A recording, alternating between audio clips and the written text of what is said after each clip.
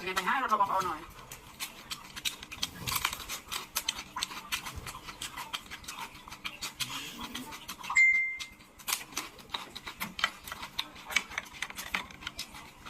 Người anh không cách ha.